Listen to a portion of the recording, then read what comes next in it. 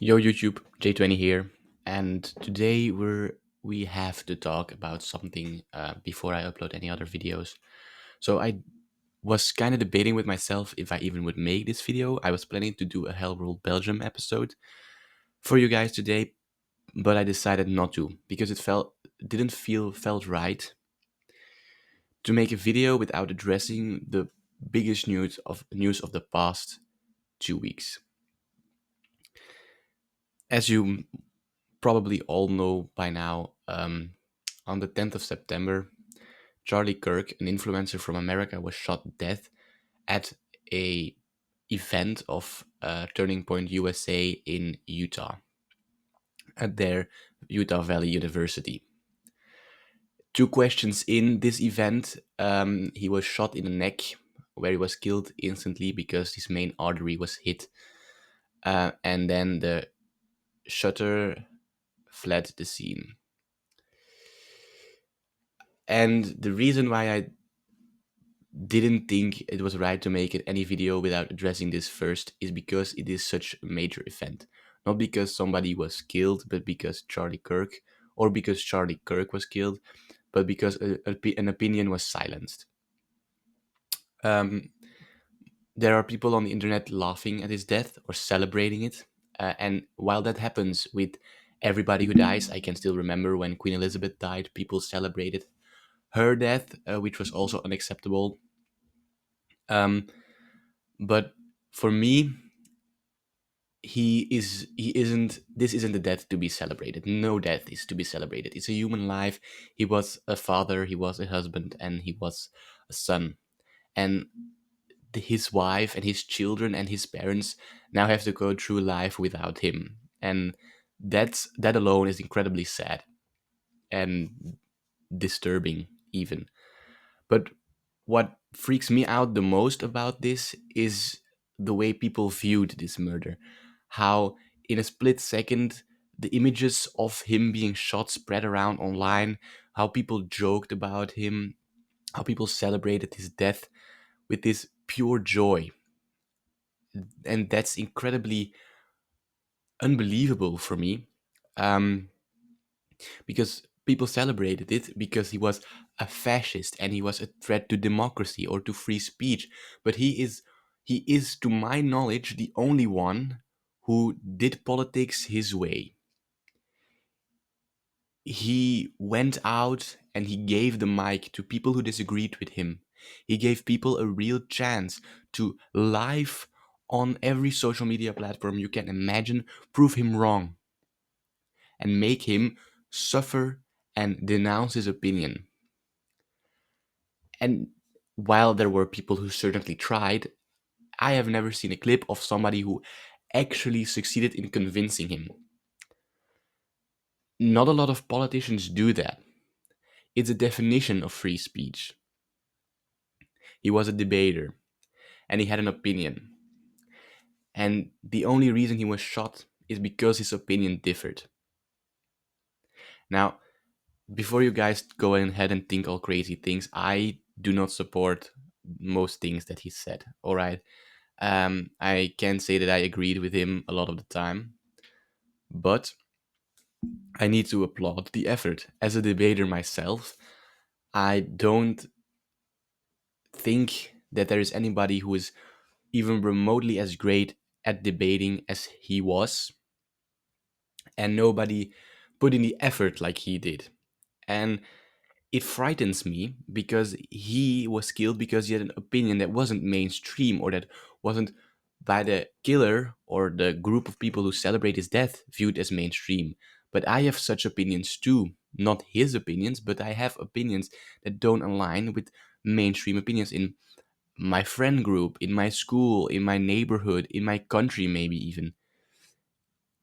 This just proves that we as a society, and I know I live in Belgium and it's a bit different here, but it's still scary because they're still both Western nations.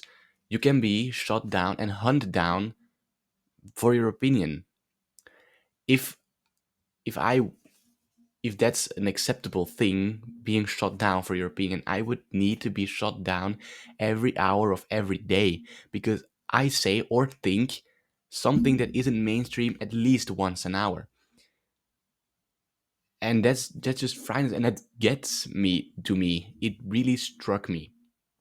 Um, and that's why I didn't feel like I should upload a video before talking about this, because it has struck me. And I didn't know him personally, and I also didn't watch a lot of his content even, but I know who he was, and everybody knew who he was. And still, people celebrate. His daughter was there when he was shot. His wife was there, and a whole lot of students and teachers and just civilians were there, forced to witness how blood came out of his neck. And that that's the most horrifying. The fact that he didn't deserve it. But even if you could make an argument that he deserved to be killed and that this was righteous, which it is not, it is never righteous to take somebody's life, it is most certainly not righteous to traumatize his children, to traumatize his wife, or to traumatize random people. That's the most insane. The fact that the killer, which is Tyler Robinson, by the way, he was arrested. He was arrested on the 16th of September. He was the third guy who was arrested following the murder of Charlie Kirk. One screamed at the rally itself that he did it to let the other one escape, and then there was another one who was actually a pedophile instead. Um, Tyler Robinson, he also wrote memes on the bullets, which, and that just shows how insane we as a society have become, how totally off-railed we have been. Um, because it is one thing if you decide to kill somebody for their opinion, but to then route catch a fascist or ciao bella ciao ciao ciao or any of those things on your bullet cases, that's even more fun. And especially the bullet cases that just had memes like ooh ooh written on them. It goes completely beyond me. I disagree with a lot of people, and Charlie disagreed with a lot of people. But what I and Charlie have never done, and so many people will never do, is shoot somebody for it. No, I and Charlie did this, and I do this. I ask, and he asked, "Why do you not agree with me?" I'm sorry, guys. I was interrupted by my brother. As I was saying, we asked them, "Why do you do this? Why do you feel the need to? Why do you disagree with me? Why? What is your opinion?" And then we argue and we debate and we try to come to either a consensus or convince the other person that he's wrong. And that's just terrible. And that's why it hits me, because in a lot of ways I am different than Charlie, but in a few ways I am also exactly the same.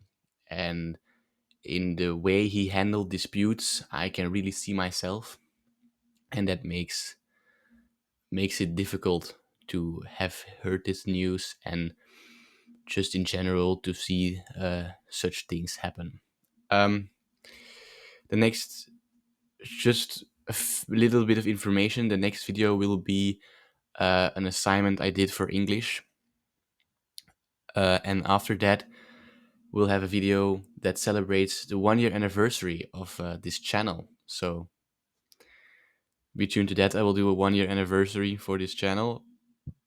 I never thought that I would do this for so long. And even though that I declined in uploads, like I went from weekly to once a month or something, I still find it impressive that I held on to this for a year now. It is officially the second longest hobby I've done in my lifetime. The longest one is horseback riding, and it was 5 years. So I hope this will be the hobby that I will do the longest. But so, guys, stay tuned for those videos, and I once again want to say that respect is super important and that you need to listen to everybody and that violence is never an option. And with that said, I want to say J20 out.